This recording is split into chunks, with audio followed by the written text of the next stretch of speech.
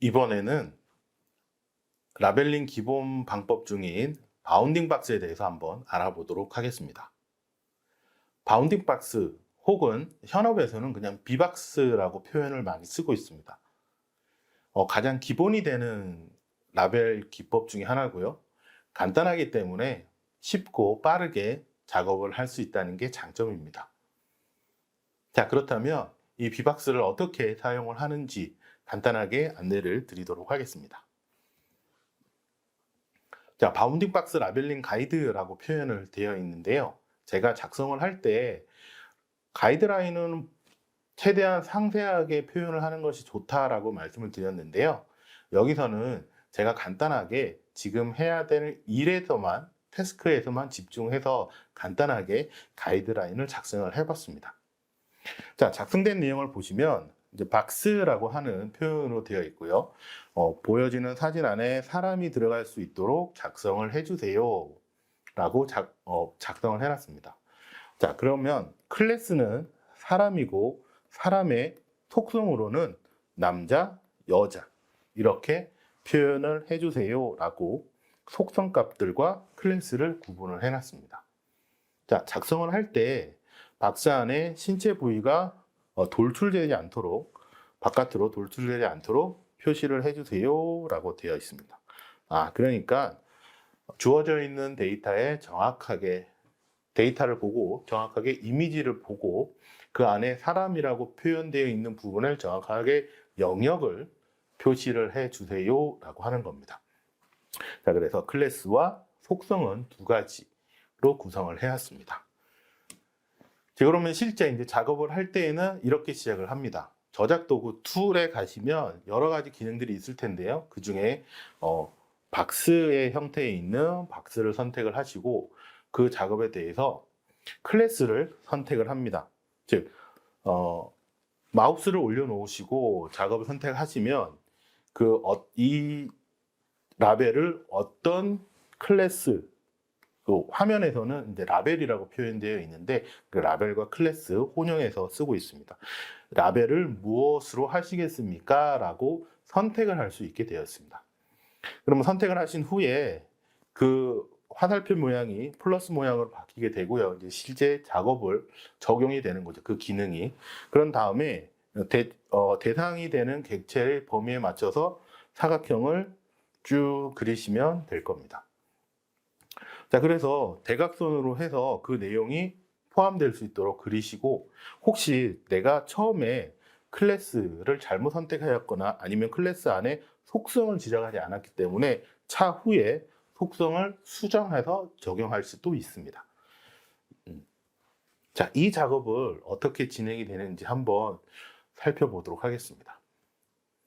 자, 첫 번째로 마우스를 가지고 정확하게 라벨을 하기 위한 기능에다가 올려놓습니다. 여러 가지 툴바에 여러 가지 모습이 있는데 이 모양들은 조금씩 차이가 있지만 기본적인 비박스, 즉 바운딩 박스 같은 경우에는 사각형이기 때문에 크게 어렵지 않게 찾아보실 수가 있을 겁니다. 자, 그래서 작업하기 위한 항목을 선택을 하시면 라벨이라고 하는 이름의 속성값, 클래스를 지정하실 수가 있습니다. 현재에서는 제가 처음에 클래스를 하나만 지정을 했습니다. 사람이라고 되어 있는 부분. 그래서 사람이라고 되어 있는 부분을 선택을 하시고요. 그 박스를 치는 모양을 선택하시면 됩니다.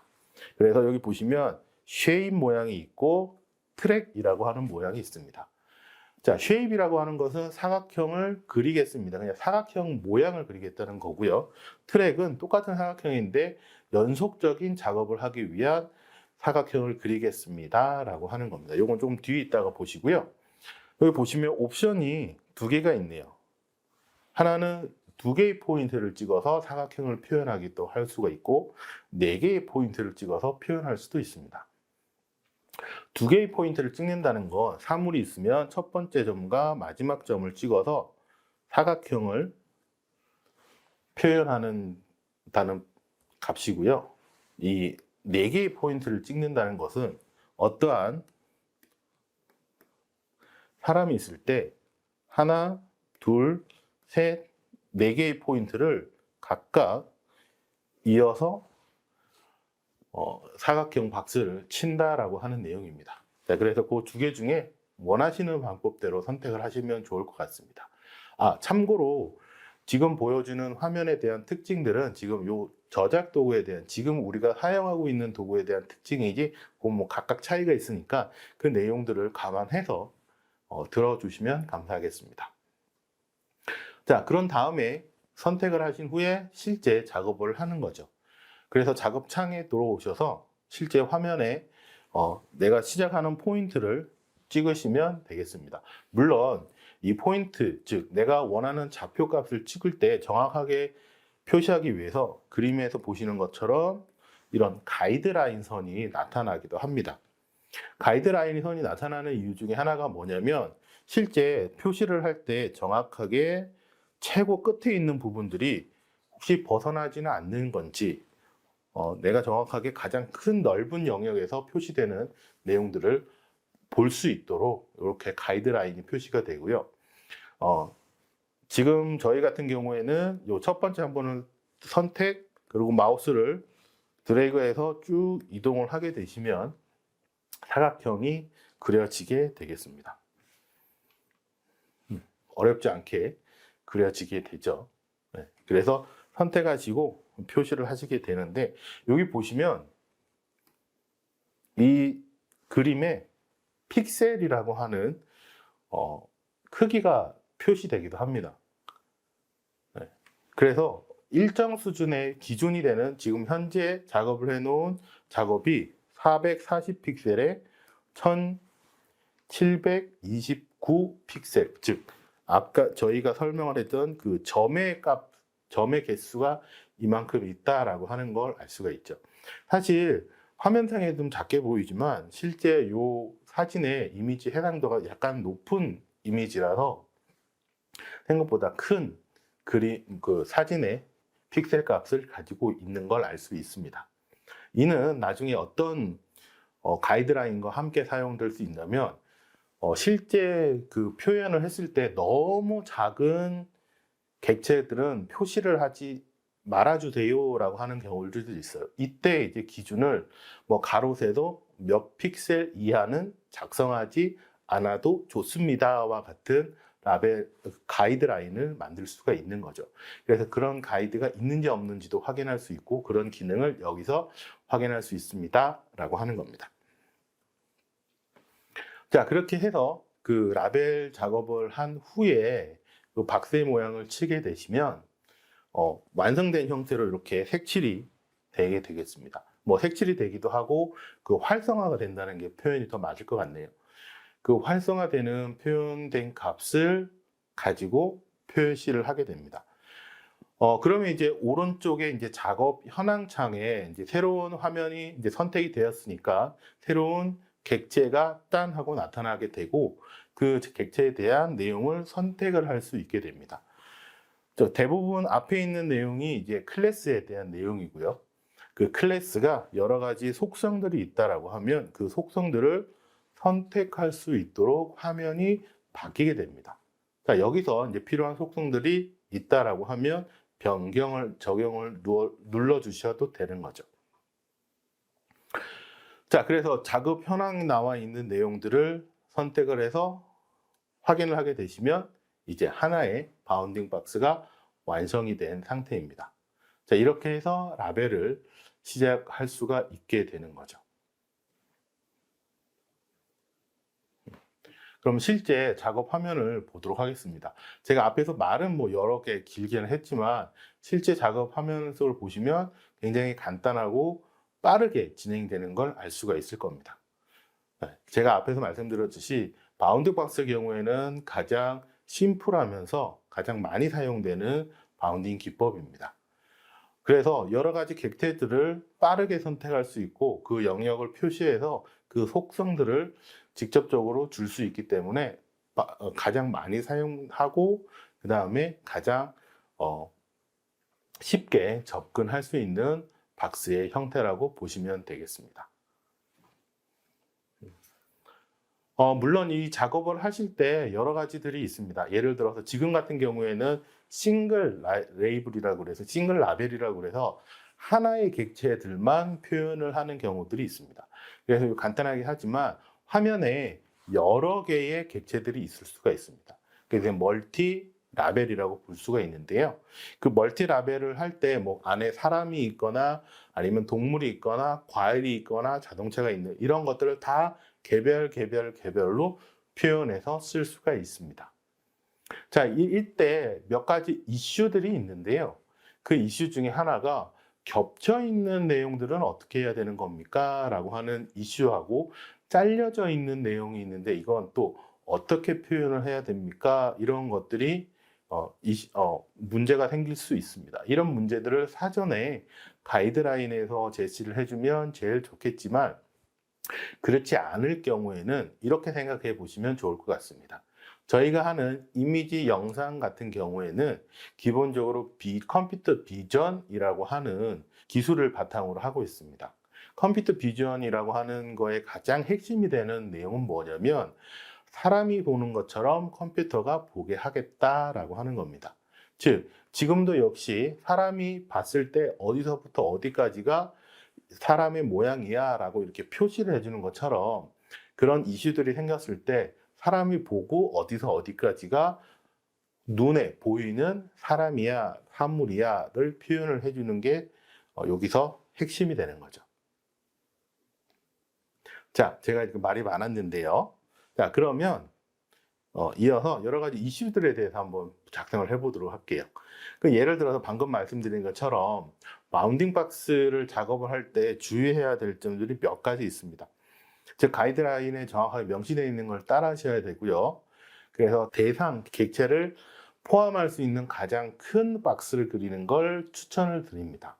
즉 약간 손을 벌리고 있다든가 아니면 뭐 이렇게 다리를 높이 차고 있다든가 하면 사람 신체가 멀리 있기 때문에 중간에 그 사각형을 쳤을 때 중간에 이제 비어 있는 공간들이 많이 있게 되거든요. 그러면 이거는 컴퓨터가 이걸 잘 이해할 수 있을까라고 생각을 하지만 그 사람이라고 하는 전체적인 데이터의 특징들을 추출하기 위해서는 그 내용이 다 포함되는 사각형을 그리시는 걸 하셔야 됩니다.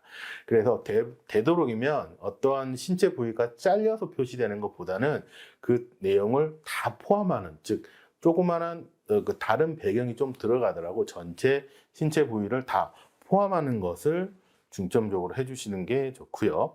그 다음에 객체가 겹쳐 있을 때에는 보이는 면적 내에서 작성을 해주시는 게 좋습니다. 그 다음에 이제 대상이 객체가 아닌 뭐 다른 영역으로 표시할 수 있으니까 그런 부분을 명확하게 표시를 지워주시는 게 좋습니다. 그러니까 하다 보면 실수할 수도 있거든요. 그래서 한 번 더 명확하게 보시는 게 좋고요. 지금 왼쪽 화면에 보시면 그냥 쇼핑몰에 있는 사진인데 여기 이제 사람을 표시하기 위해서 이제 사각형을 바운딩 박스를 작성을 하였습니다. 근데 여기 보시면 이 네 가지 형태가 다 다르게 표시되어 있는데 현재 보시면 다 잘못된 형태로 제가 표시를 해놨습니다. 어떻게 잘못됐냐면요. 첫 번째 맨 왼쪽에 있는 사람을 보시면 여기 보시면 다리의 일부분이 이게 표시가 안 됐어요. 박스가 밀려서 짧게 표시가 돼서 이게 문제가 되는 거고요. 그리고 가운데 있는 요 같은 경우에는 사람이 실제 모습 보이는 거 아니라 가상으로 이렇게 추가적으로 더 표시를 한 내용입니다. 그러니까 이렇게 이제 가상으로 하시면 안 되고 보이는 것처럼 보이는 만큼만 작성을 해주시는 게 중요합니다. 이 가운데 같은 경우에는 여기 보시면 정확하게 자세히 보시면 사람이 아니고 마네킹입니다. 이렇게 O 태깅을 O 표시를 할 수도 있다는 거죠. 그 다음에 이렇게 사진 모양으로 되어 있는 것들도 있습니다. 사람이 아니라 사진을 배경으로 찍은 사진인데 이걸 표시를 이렇게 할 수도 있거든요. 자, 그럼 이제 명확해지는 문제가 있습니다. 여기 같은 경우는 이제 이슈 문제가 생기는 거죠. 사람의 사진을 찍었는데 이거는 사람으로 봐야 될지 말아야 될지에 대한 문제가 있을 겁니다. 그러면 이런 형태 같은 경우에는 정확하게 정제 과정에서의 문제를 정제를 하시거나 아니면 이런 작업들이 나타났을 때는 이슈가 발생하는 거죠. 앞에서 소통에 대한 문제가 있으니까 그 문제에 대해서 명확하게 가이드를 다시 주세요라고 하는 작업을 진행을 하셔야 되는 겁니다. 자, 그럼 이런 문제들이 생겼을 때는 어떻게 하셔야 되느냐? 아니면 이런 작성을 했는데 제출을 했는데 반려를 받은 거죠. 다시 반려를 받으면 어떻게 작업을 해야 되느냐? 그러면 이제 이렇게 표시를 하는 겁니다. 반려를 했을 때 영역이 잘못 설정이 되었습니다. 이슈가 나오게 되면 이제 수정을 하시는 거죠. 이거 같은 경우에는 수정을 하고, 그 다음에 두 번째 같은 경우에도 실제 보여지는 모습으로 작업을 해주세요 라고 수정 요청이 오게 되면 수정 작업을 통해서 진행을 할 수 있습니다. 그러면 이제 앞에서 이슈했던 잘못 태깅된, 즉 잘못 라벨링된 내용들은 어떻게 할까요? 그러면 이제는 삭제해 주세요. 아니면 잘못되었으니까 이 부분은 수정인데 이제 박스가 없는 걸로 해주세요라고 하는 거죠. 마네킹 같은 경우에는 크게 이슈가 되지 않을 수도 있지만 사진 같은 경우에는 문제가 좀 있을 수 있겠죠. 자, 이런 경우 정확한 가이드라인에 대한 전달, 그리고 만약에 중간에 품질 관리를 한다라고 한다면 그 품질 관리에서는 여기에 대한 또 다른 안내가 있어야 될 거고요. 만약에 그렇지 않다면 그 상위의 프로젝트 관리자한테 이런 이슈는 어떻게 처리할까요? 라고 보고를 해주시면 프로젝트 관리자, 즉 모델을 만들 당사자들이 이거는 빼주세요. 아니면 사진의 사진도 사람처럼 보이니까 사람으로 해주세요. 라든지 할 겁니다. 근데 대부분은 이제 빼는 경우가 더 많을 것 같아요. 자, 이렇게 해서 이슈들이 나타날 수도 있다. 나타날 수도 있는데 이렇게 처리를 해야 된다라고 하는 겁니다. 그래서 뭐 어려운 말로 쓰는 것보다는 이렇게 간단한 예제를 여러분들에게 소개해드리면서 살펴봤습니다. 자, 이번에는 영상을 바운딩 박스를 통해서 한번 만들어 보도록 하겠습니다. 이미지에서 바로 영상으로 넘어갔는데요. 자, 여기서 말씀드리는 영상은 이미지들의 연속적인 파일의 형태를 말씀드리는 거고요. 그 내용에 대해서 한번 알아보도록 하겠습니다. 영상 바운드 박스 같은 경우, 즉 영상 비박스 경우에도 작업 프로세스는 이미지와 똑같습니다. 똑같다는 건 뭐냐면 현재 화면에 보여지는 내용에서, 즉 이미지처럼 한 장의 그림이 보여질 거고, 그 한 장이 보여지는 내용에서 첫 번째 객체를 선택하기 위한 라벨링을 선택을 하고 그 객체의 클래스를 지정을 하고 속성을 선택을 합니다. 그런 다음 대상에 대한 범위를 지정을 하고 박싱을 하게 되고요. 그에 대한 속성의 수정이 필요하면 그 수정을 작성하게 됩니다. 자, 그런데 이게 이미지랑 다른 경우가 어떤 거냐면 여기 이제 맨 마지막에 있는 이 부분이 다른 거죠. 이게 무슨 얘기냐면 그 다음 프레임으로 이동해서 위에서 했던 작업을 똑같이 반복해야 된다는 겁니다. 자, 근데 그 작업을 해야 되는데 영상의 같은 경우에는 이 다음 프레임, 즉 다음 사진이라는 내용이 몇 장이 될지는 사실 잘 몰라요. 잘 모른다기보다는 뭐 우리가 보고 있는 텔레비전이나 영상 같은 경우에는 1초에 24프레임에서 30프레임 정도가 돌아갑니다. 자, 그렇다고 하면 똑같은 화면이, 즉 1초 동안에 보여지는 사진의 개수가 최소 25장 이상이 된다는 얘기인데요. 그러면 똑같은 작업은 25번 반복해야 된다는 얘기입니다. 이거 생각을 하니까 너무 어렵네요. 그럼 어떻게 하면 그걸 좀 더 편안하고 쉽게 할 수 있을까? 한번 계속 알아보도록 하겠습니다. 내용들을. 자, 일단 첫 번째는 바운딩 박스를 앞에서 이미지처럼 이용을 하는 겁니다. 즉 바운딩 박스 내용을 선택을 하시고요. 객체에 대한 라벨, 즉 클래스를 선택을 하시고 어떤 기준으로 박스를 칠 건지 포인트, 개수를 선택을 합니다. 자, 이번엔 첫 번째니까 쉐입으로 한번 해보도록 하겠습니다. 이미지처럼. 그래서 각 클래스를 선택한 다음에 박스를 치도록 하겠습니다. 그래서 객체된 대상을 선택을 하고요. 그 선택에 맞춰서 박스를 표시를 하겠습니다. 제가 여기서 설명 하나를 놓치고 간 것 같습니다. 자, 두 번째 영상에서 보여지는 박스에 대한 내용은 이제 그 도로의 CCTV 내용입니다. 자동차를 기준으로 하겠습니다. 자, 이렇게 하기 위해서 이제 박스를 자동차의 가장 큰 테두리 영역으로 표시를 하도록 하고요. 그 테두리의 모습에 따라서 대각선으로 가장 큰 객체를 탐지할 수 있는 내용으로 선택을 하겠습니다. 그런 다음에 선택된 객체에 다른 속성을 줄 수 있도록 속성 값을 수정을 하겠습니다. 자동차 경우에는 여러 가지 속성들이 있을 수 있지만 뭐 색깔도 들어갈 수 있을 거고요. 아니면 자동차의 종류, 아니면 자동차의 카테고리, 즉 자동차가 승용차냐 승합차냐 아니면 뭐 트럭이냐 이렇게 표시할 수 있고, 아니면 이게 특정 브랜드의 차냐 뭐 국산이냐 외제냐 뭐 이렇게도 구분할 수가 있고, 색깔별로도 구분할 수가 있겠죠. 그런 다음에 이 제일 중요한 다음 프레임으로 이동을 합니다. 그러면 새로운 사진이 하나 나오면서 새로운 이미지가 나타나고, 그러면 거기다가 앞에서 했던 작업들을 반복을 합니다. 다시 드래그를 해서 화면을 그리고 하는 작업을 반복을 하죠. 영상 바운드 박스 가이드라인입니다.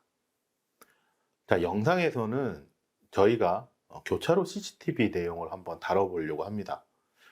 교차로 CCTV 내용은 이제 그 교차로 내에서 자동차들이 어떻게 이동하고 있는지를 보기 위해서 준비되어 있는 영상인데요. 여기서는 클래스를 그렇게 구분하지 않고 속성도 따로 주지 않도록 하겠습니다. 클래스는 자동차라고 하는 하나의 클래스만을 작성하고요. 그 다음에 B박스, 즉 바운드 박스를 이용해서 그 자동차를 탐지를 해 보도록 하겠습니다.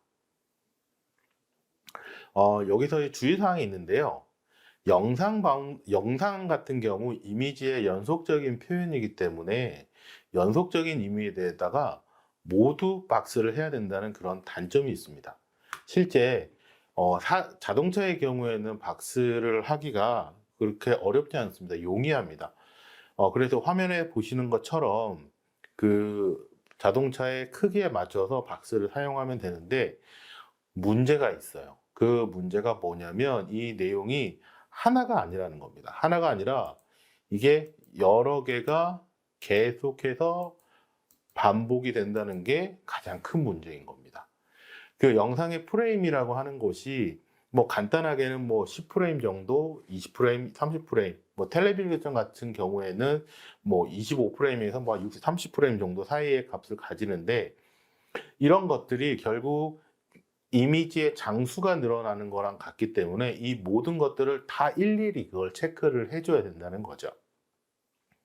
그럼 이걸 어떻게 일일이 해주는 겁니까? 네, 일단은 저희가 직접 한 프레임 한 프레임마다 작업을 하는 수밖에 없습니다. 그래서 앞에 프레임에 맞춰서 그 작업에 바운드 박스를 하나씩 손으로 다 일일이 작업을 해야 되는 거죠. 즉 처음에 봤던 자동차가 있다라고 하면 두 번째 봤던 자동차에서 또 작업을 해주고, 세 번째 작업에서 또 작업을 해주고, 네 번째 작업에서 이 작업을 계속 반복해야 된다는 게 가장 어려울 점입니다. 물론 이 영상이라고 하는 특수한 데이터 형식에 맞춰서 그 박스를 혹은 그 기법들을 적용할 수 있도록 도와주는 여러 가지 기능들은 분명히 있습니다. 그걸 이제 뒤에서 좀 살펴볼 거고요. 일단은 첫 번째는 이미지를 한 프레임 한 프레임마다 작성하는 방법, 그 다음에 그 연속적인 프레임에 맞춰서 좀 더 한 프레임 한 프레임은 쉽게 작성할 수 있는 트랙이라고 하는 기능, 이 기능을 위주로 설명을 드려보도록 하겠습니다. 자, 그러면 이미지 작업 한 장 한 장 하는 것부터 시작을 하면서 보도록 하겠습니다. 자, 그러면 방금 했던 내용으로 보게 되면 작업이 이런 순서로 일어나게 됩니다. 즉 화면에 나와 있는 자동차를 선택을 해서 박스를 치고 그 박스를 친 다음에 속성을 주고 다음 사진으로 넘어가죠. 그러면 또다시 새로운 사진에 새로운 박스를 하나 치고 그 다음에 그 값에 속성을 주고 또 다음 사진으로 넘어갑니다. 자, 이렇게 해서 각 프레임마다 그 데이터들이 라벨이 될 수 있도록 작성을 반복적으로 하는 겁니다. 가장 기본적인 방식으로 이 영상에 대한 데이터를 박싱할 수 있는 기능입니다. 근데 이렇게 하다 보니까 뭔가 좀 아니다라고 하는 마음이 드실 수 있을 거예요. 아니, 보통 이게 영상이라고 하는 게 1초, 2초 하는 게 아니라 뭐 길게는 1분에서 뭐 몇십 분까지도 되는데 거기서 여기 있는 프레임 수에 맞춰서 다 일일이 그 내용을 박싱을 하는 게 이게 그렇게 쉬워 보이지는 않는데 너무 귀찮은데 라고 하는 생각이 드실 겁니다. 예, 맞습니다. 지금처럼 하나의 탐지 객체가 한 개인 경우에는 그나마 이해를 할 수 있을 정도지만 이게 한 화면에 한 이미지에 여러 객체들이 있다라고 하면 즉 내가 박스를 쳐야 될 객체들이 여러 개 있다라고 하면 이건 좀 문제가 달라집니다. 그렇죠? 그래서 그럼 이런 것들을 해결하기 위한 방법들이 뭐가 있을까를 살펴보시면 앞에서 제가 잠깐 설명을 드린 내용이 있는데요. 그 라벨을 해주는 여러 가지 방법 중에 쉐입이라는 게 있었고 트랙이라고 하는 기능이 있었습니다. 네. 자, 이번에는 이 연속적인 작업을 하기 위해서 필요한 이 트랙이라고 하는 기능을 이용을 해서 한번 해보도록 하겠습니다. 자, 역시 말씀드리지만 이 기능이 정확하게 요 명칭으로 다른 저작 도구들에도 있을 수도 있고 다른 이름은 명령어는 다를 수 있습니다. 근데 이번에 저희가 지금 실습하는 내용에서는 이제 트랙이라고 하는 명령어를 가지고 사용을 하고 있습니다. 자, 첫 번째로 마우스를 이용해서 박스 모형을 선택을 하시면 라벨을 선택할 수 있게 되고요. 거기에 따른 속성 값들도 지정을 해줄 수가 있습니다. 네, 거기에 맞춰서 표시를 해주시고요. 그런 다음에 트랙이라고 하는 내용을 선택을 하겠습니다. 트랙. 네, 트랙을 선택을 하시고요. 다른 거와 다르게 트랙을 선택을 하시면 이게 어떤 내용이냐면 그 다음번에도 내가 이 박스를 그대로 쓰겠다라고 하는 내용이거든요. 네, 그 점을 좀 잘 이해를 해주시면 좋을 것 같아요. 자, 그런 다음에 작업을 하시는데 어떻게 작업을 하시냐면 첫 번째 화면에 있는 것처럼 여러분들 보시기에 왼쪽 상단에 있는 그림처럼 첫 번째 그림을 먼저 하나 박스 작업을 합니다. 똑같습니다. 나머지 프로세스는 똑같이 작업을 하시고요. 그 다음에 일정 수준 지난 다음에 프레임으로 넘어가셔도 좋습니다. 그래서 맨 마지막 프레임으로 이동하셔도 되고요. 그 다음에 뭐 중간에 있는 프레임으로 이동하셔도 됩니다. 그러고 난 다음에 두 프레임을 찍어서 그 박스를 표시하시게 된 후에 나타나게 되면 어떻게 되냐면 그 다음번에 그 박스가 남아 있거든요. 그 박스를 그 첫 번째 찍은 박스에서 다음 프레임에 있는 박스까지, 즉 우리가 탐지하고자 하는 객체까지 그 박스를 가지고 이동을 시켜 주시면 돼요. 네, 이동을 시키시거나 이동을 시켜 주시면 됩니다. 그렇게 되면 네, 화면을 보시는 게 더 좋을 것 같아요. 그렇게 되면 어떻게 되냐면 그 박스가 연속적으로 프레임에 맞춰서 첫 번째과 마지막 프레임에서의 그 중간 값에 이동하는 값들을 그 순차적으로 이동하게 됩니다. 순차적으로. 그렇게 할 수 있는 것이 이렇게 표시가 되는 거죠. 자, 그렇게 돼서 지금 보시면 첫 번째 프레임하고 맨 마지막 프레임을 표시를 한 거예요. 그러면 저 중간에 지금 박스 화면 보이시나요?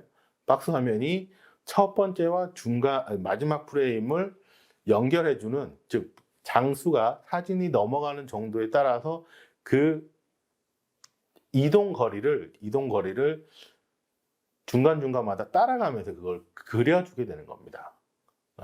그런데 아까 보니까 자동차는 저 멀리 갔는데 박스는 뒤에서 이렇게 쭉 따라가잖아요. 그게 뭐냐면 프레임의 속도, 즉 화면에 넘어간 정도에 따라서 10장이면 10번의 박스 표시를 해준 건데 이게 정확하게 일치하지가 않습니다. 그렇죠. 영상에서 저 지금 보이시는 자동차가 속도가 빨라서 1초에 더 많은 거리를 이동해서 화면이 작아졌다면 그 중간값을 표시를 할 수가 없잖아요. 다르니까. 그래서 그 중간값을 일일이 저렇게 손으로 좀 찍어서 표현을 해줄 수가 있습니다. 즉 앞에서 얘기했던 것처럼 이미지 영상이라고 하는 것은 영상이 이미지의 연속적인 표현이기 때문에 똑같은 작업을 반복을 해야 되는데 그 똑같이 10번 그려야 되는 작업을 트랙이라고 하는 기능을 통해서 10번을 좀 더 쉽게 정확하게 말씀드리면 10번 그려야 될 걸 한 5번 혹은 3번 정도만 그려도 반복적으로 이동해서 그 값이 보여줄 수 있도록 해주는 기능이 이제 트랙 기능입니다. 트랙 기능은 뭐 다른 저작 도구에서도 많이 활용이 되고 있고요. 이게 뭐 추적 기능을 사용을 해야, 왜냐하면 영상에서 반복적인 작업들을 줄일 수가 있거든요.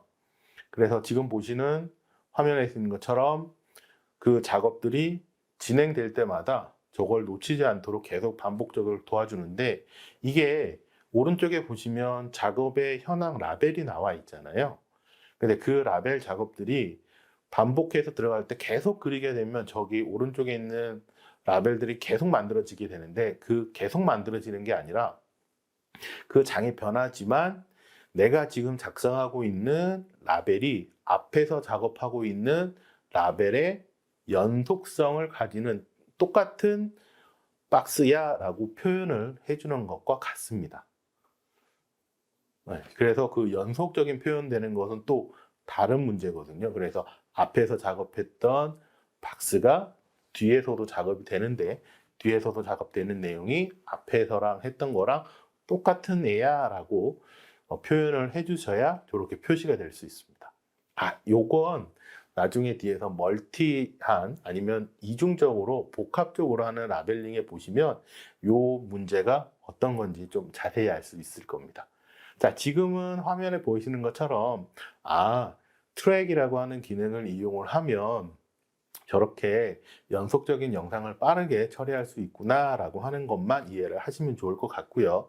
그리고 지금 보시면 화면을 빠르게 잘 조작하기 위해서 화면을 좀 키우거나 확대하거나 축소하거나 이동하는 모습들을 볼 수가 있으시죠.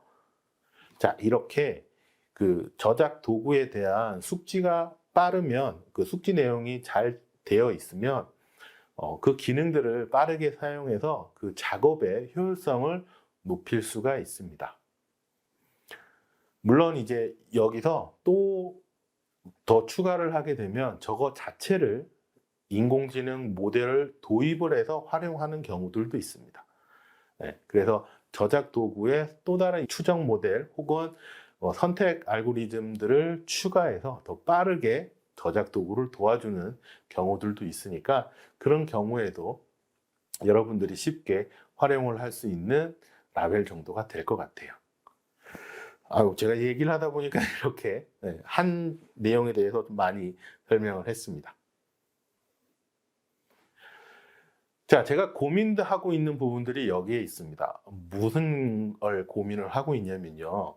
지금 비박스라고 하는 그 저작 도구의 그 기능 하나에 대해서 제가 설명을 드렸는데, 저희가 보고 있는 화면 자체가 그 표준화되어 있는 내용은 아니라고 하는 것들은 여러분들에게 꼭 말씀드리고 싶어서 그렇습니다. 왜냐하면 실제 데이터 라벨링 작업을 하다 보면 다양한 형태의 데이터 라벨링 도구들을 사용하게 되거든요.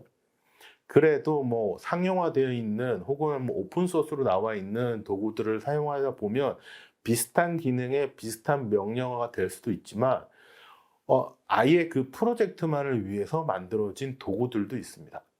그러니까 여러분들은 이왕이면 다양한 형태의 도구들을 좀 두루두루 경험을 해봤으면 좋겠습니다. 자, 지금 보시는 것도 이제 또 오픈소스로 개발되어 있는 라벨 스튜디오라고 하는 저작 도구고요. 그 저작 도구 보시면 레이블을 해주는 부분하고 저작 도구의 기능이 좀 더 다르죠. 얘는 오른쪽에 또 표시가 되어 있고 왼쪽에 현황들과 그 작업 절차들이 또 나와 있고 화면 밑에 그 라벨되어 있는 레이블들도 또 따로 나와 있고 화면이 조금씩 다르게 표현되어 있다라고 하는 걸 여러분들이 좀 이해를 해주시고 그러면 이번에는 이것도 한번 써보고 저것도 한번 써보고 하는 작업들을 많이 해보시기 바라겠습니다. 이건 또 다른 형태의 또 데이터 라벨 도구고요. 앞에서 봤던 거랑 또 완전히 또 다른 형태의 모습들을 볼 수가 있죠. 그래서 이런 내용들이 좀 더 익숙해지고 자유자재로 사용할 수 있으시면 데이터 라벨 작업을 하시는데 크게 문제가 없이 사용할 수가 있을 것 같아요. 자, 이렇게 해서 간단하게 B박스, 즉 바운딩 박스에 대한 내용을 이미지와 영상에 대해서 한번 살펴봤습니다. 내용이 그렇게 어렵지는 않았을 거라고 생각이 됩니다. 좀 제가 이번에 설명을 드리면서 굉장히 간단한 기능인데 이 내용을 좀 두서가 좀 없었다고 할 수도 있지만 좀 자세하게 설명을 드리려고 했습니다. 왜냐하면 그 이미지 박스 같은 경우에는 기본적으로 대상을 인지를 하고 인지된 박스를 하는 거는 가장 기본적이기 때문에 너무 쉽다고 볼 수도 있는 거죠. 그냥 두 점 사이에 있는 박스만 치면 되는 거니까. 그런데 이게 이제 가장 기본적이다 보니까 가장 많이 사용되고 다양하게 사용되기 때문에 어떻게 얘기하면 이거 일거리도 이게 제일 많습니다. 이런 것들이. 이렇게 해주세요 라고 하는 것들이. 근데 여기는 단점은 이제 B박스 같은 경우에는 이제 실제 만약에 여러분들이 이걸 수익화 한다면 금액적으로는 좀 작게 표현이 될 수도 있습니다. 네, 뭐 이런 얘기는 실제에서 좀 하시고요. 네, 그래서 이제 이미지 박스에서는 좌표에 대한 값들을 선택을 하시고 영상을 통해서 바운딩 박스를 이용하실 때에는 작업을 하시는데 이미지 박스랑 동일하지만 영상이라고 하는 특수성, 즉 여러 장이 있다라고 하는 이미지에서 그 프레임마다 적용을 하기 위해서는 트래킹 같은 기능들을 이용을 해서 영상의 그 작업의 효율성을 높일 수 있다라고 하는 겁니다. 역시 마찬가지 다양한 도구들이 있고 그 다양한 도구들은 비슷한 기능이 다른 이름으로 또 쓰일 수도 있으니까 너무 하나에 오리엔테이션 돼서 그 기능만을 추구할 필요는 없고요. 다양하게 존재를 하는 걸 한번 살펴보시면 좋을 것 같습니다. 자, 그러면 이상 마치도록 하겠습니다. 감사합니다.